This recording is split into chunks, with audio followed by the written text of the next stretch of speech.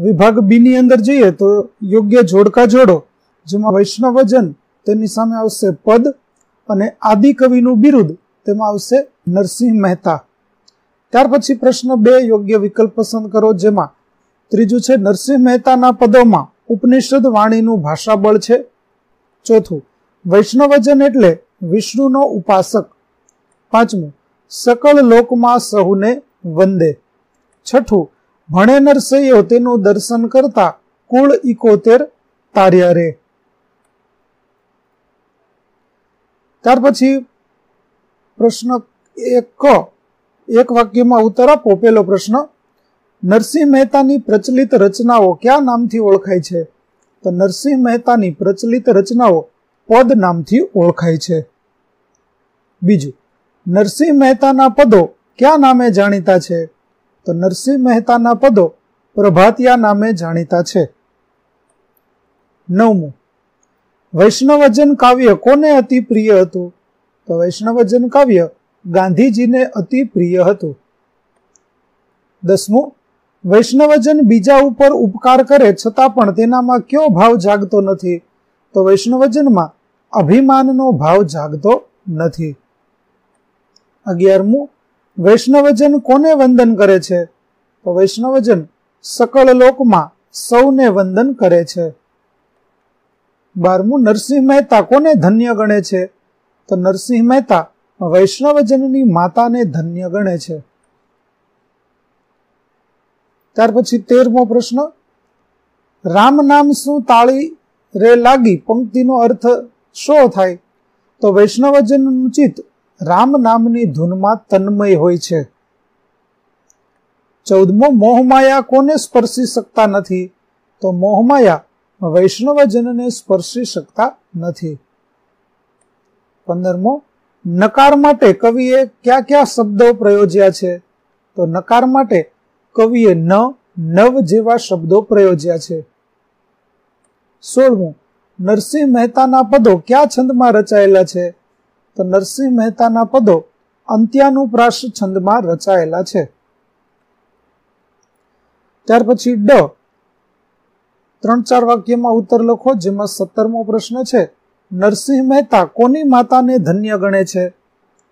તો જે સકળ લોકમાં સહુને માટે વંદન કરવા યોગ્ય છે, જે કોઈની નિંદા કરતો નથી અને જેના મન, વચન અને ચારિત્ર્ય નિર્મળ છે, એવી વ્યક્તિની માતાને નરસિંહ મહેતા ધન્ય ગણે છે. ત્યાર પછી પ્રશ્ન 18મો, પરસ્ત્રી જેને માતરે એવું નરસિંહ મહેતા સાથી કહે છે? તો પરસ્ત્રી જેને માતરે પંક્તિ વૈષ્ણવજનની નિર્મળ દ્રષ્ટિએ વ્યક્ત કરે છે, તે સૌની તરફ સંભાવ અને સમદ્રષ્ટિ રાખે છે, તે પરસ્ત્રી તરફ કુદ્રષ્ટિ કરતો નથી, તે પરમાત્માને માતા ગણે છે. ત્યાર પછી પ્રશ્ન નંબર 19, વૈષ્ણવજન કાવ્યમાં વૈષ્ણવજનનો કયો ગુણ તમને વધારે ગમ્યો? સાથી. તો વૈષ્ણવજન કાવ્યમાં વૈષ્ણવજનનો ઉપકાર કરવાનો ગુણ મને વધારે ગમ્યો, કારણ કે વૈષ્ણવજન બીજાના દુઃખ દૂર કરવામાં પોતાની જાતને સમર્પિત કરે છે. એ વ્યક્તિ બીજાના દુઃખો દૂર કરી કશુંક કર્યાનો ભાવ કે ઉપકારનો ભાવ પોતાના મનમાં પ્રગટ થવા દેતો નથી. ત્યાર પછી પ્રશ્ન 20મો, કવિના કહેવા પ્રમાણે કેવી વ્યક્તિના દર્શન કરવાથી 71 પેઢી તરી જાય છે? તો જે વૈષ્ણવજન મોહ માયાથી પર હોય છે, જેના અંતરમાં દ્રઢ વૈરાગ્ય હોય છે, જેનામાં લોભ કે છળ કપટ ન હોય, જેણે કામ ક્રોધ પર વિજય પ્રાપ્ત કર્યો હોય, જેનું ચિત્ત હંમેશા રામ નામની ધૂનમાં લીન હોય, તેવા તીર્થ સ્વરૂપ વૈષ્ણવજનના દર્શન કરવાથી 71 પેઢી તરી જાય છે. ત્યાર પછી પ્રશ્ન 8-10 વાક્યમાં મુદ્દાસર ઉત્તર લખો, જેમાં પેલું છે, કવિ વૈષ્ણવજનને તીર્થ સ્વરૂપ શા માટે કહે છે?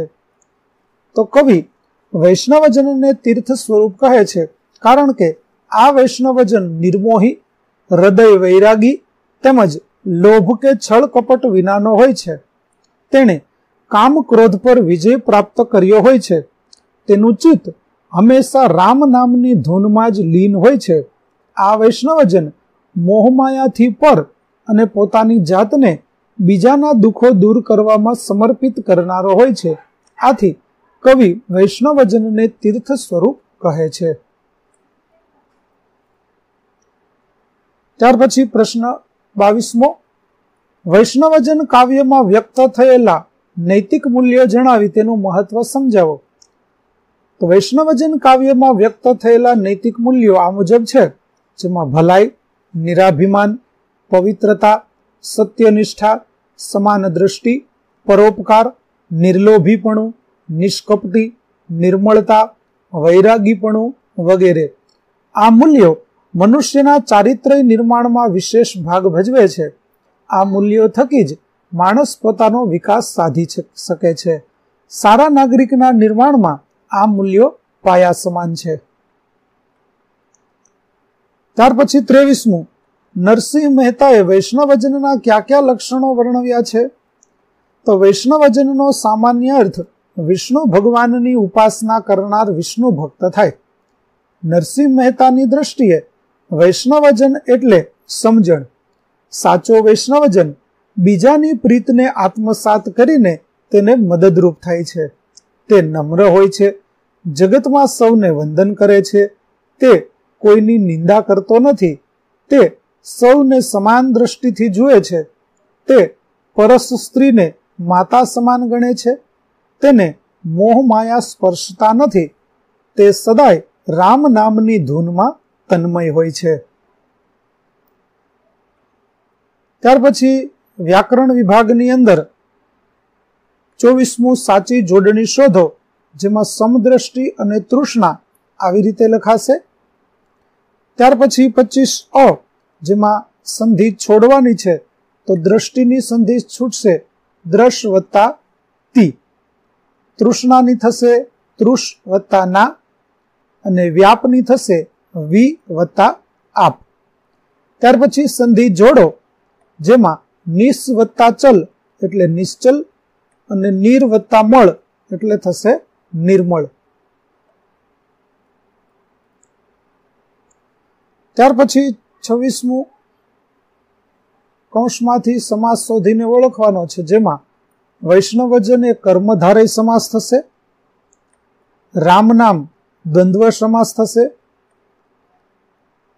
સમદ્રષ્ટિ કર્મધારય સમાસ થશે, પરસ સ્ત્રી કર્મધારય સમાસ થશે, પરધન કર્મધારય સમાસ થશે.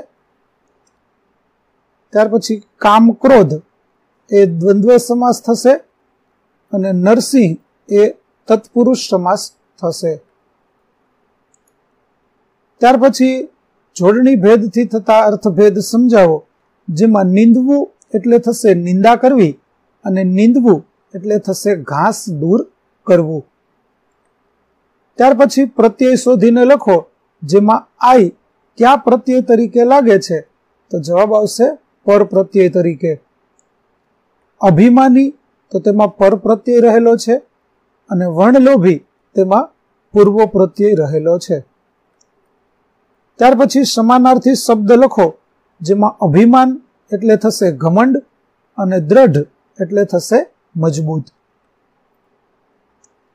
ત્યાર પછી તન એટલે થશે શરીર, સકળ એટલે થશે બધું, નિંદા એટલે થશે ટીકા, જીહવા એટલે થશે લોલક, અને જનની શબ્દનો સમાનાર્થી નથી, તો ભગીની છે તે જનની શબ્દનો સમાનાર્થી નથી.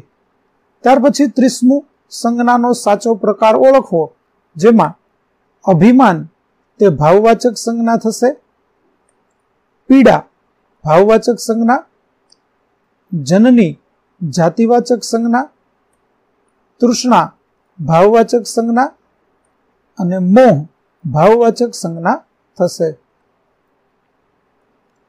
ત્યાર પછી નીચે આપેલ સંજ્ઞાને બાજુના કોષ્ટકમાં યોગ્ય ખાનામાં કરો, જેમાં વૈરાગ્ય ભાવવાચક સંજ્ઞા, કામ ભાવવાચક સંજ્ઞા, ક્રોધ ભાવવાચક સંજ્ઞા, દર્શન ક્રિયાવાચક સંજ્ઞા, કુળ સમૂહવાચક સંજ્ઞા, માયા ભાવવાચક સંજ્ઞા અને નરસિંહ વ્યક્તિવાચક સંજ્ઞા થશે. ત્યાર પછી રૂઢિપ્રયોગનો અર્થ જણાવો, જેમાં તાળી લાગવી એટલે થશે લગની લાગવી. બીજું 71 કુળ તારવા એટલે થશે બધા પૂર્વજોનો ઉદ્ધાર કરવો. ત્યાર પછી શબ્દ સમૂહ માટે એક શબ્દ આપો જેમાં સર્વ તરફ એક સમાન નજર, જેને સમદ્રષ્ટિ કહેવાય. ત્યાર પછી સંસાર પ્રત્યે મોહમાયા ઉઠી જવી તેને વૈરાગ્ય કહેવાય, અને જે લોભી નથી તેવું તેને નિર્લોભી કહેવાય. ત્યાર પછી વિરુદ્ધાર્થી શબ્દ લખો, જેમાં ઉપકાર તો અપકાર, નિંદા તો વખાણ, અભિમાન તો નિરાભિમાન, દ્રઢ તો ઢીલું, નિશ્ચલ તો અનિશ્ચલ, સમ તો વિષમ, વૈરાગી તો સંસારી, લોભી તો વણલોભી, કપટ તો નિષ્કપટ અને વૈરાગ્ય તો થશે સાંસારિક. ત્યાર પછી 34મું તળપદા શબ્દોના શિષ્ટ રૂપ આપો, જેમાં આણે એટલે લાવે, કાચ એટલે ચારિત્રય, ભણે એટલે કહે, વાચ એટલે વાણી, દર્શન એટલે દર્શન, તીરથ એટલે તીર્થ, ઝાલે એટલે પકડે અને કેની એટલે કોણી. ત્યાર પછી વિશેષણ શોધી પ્રકાર જણાવો, જેમાં અસત્ય છે તે ગુણવાચક વિશેષણ થશે અને 71 તે સંખ્યાવાચક વિશેષણ થશે. ત્યાર પછી ક્રિયા વિશેષણ શોધો, જેમાં ઝાલે ક્રિયાવાચક વિશેષણ છે અને તેનો પ્રકાર છે રીતિવાચક વિશેષણ. ત્યાર પછી નીચે આપેલ શબ્દોના ધ્વનિ ઘટકો છૂટા પાડો, જે આ રીતે થશે: વૈષ્ણવ, નિશ્ચલ, સમદ્રષ્ટિ, વૈરાગ્ય, ક્રોધ, તૃષ્ણા, નિંદા અને તીર્થ. આ પ્રકારે ધ્વનિ ઘટકો છૂટા પાડી શકાશે. ત્યાર પછી ધ્વનિ શ્રેણી વિશે આપણને જાણકારી આપવામાં આવેલી છે. હવે વિભાગ ડી ની અંદર આપેલ પંક્તિનો આશરે 15 વાક્યોમાં અર્થ વિસ્તાર કરો.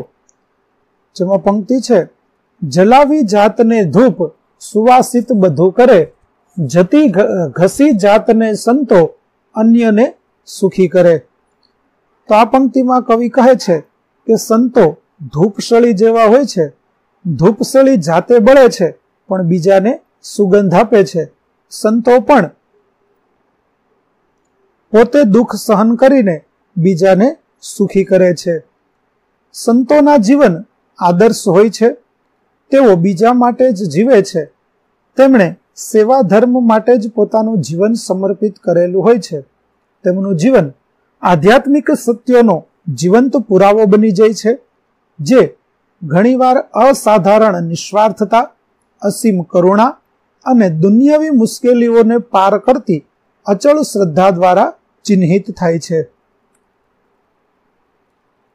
તેઓ આશાના દીવાદાંડી છે, જે તેમના અનુકરણીય આચરણ, તેમના સમજદાર ઉપદેશો અને તેમની આધ્યાત્મિક હાજરીની તીવ્ર શક્તિ દ્વારા અન્ય લોકોને ન્યાયીપણા તરફ દોરી જાય છે. સંતનો સાચો મહિમા અસંખ્ય જીવનના ઉત્થાન, તેમના હૃદયમાં પ્રજ્વલિત થતી પ્રેરણા અને તેઓ પાછળ છોડીને જતા શાંતિ, પ્રેમ અને શાણપણના કાયમી વારસામાં પ્રગટ થાય છે, જે પેઢી દર પેઢી ગુંજતું રહે છે. ગાંધીજી, રવિશંકર મહારાજ, ઠક્કર બાપા, પ્રમુખ સ્વામી મહારાજ વગેરે એના ઉત્તમ ઉદાહરણો છે. આમ સંતો ધૂપસળીની જેમ પોતાની જાતને જલાવીને સમાજમાં સુખ, શાંતિ અને સંપની સુવાસ ફેલાવે છે.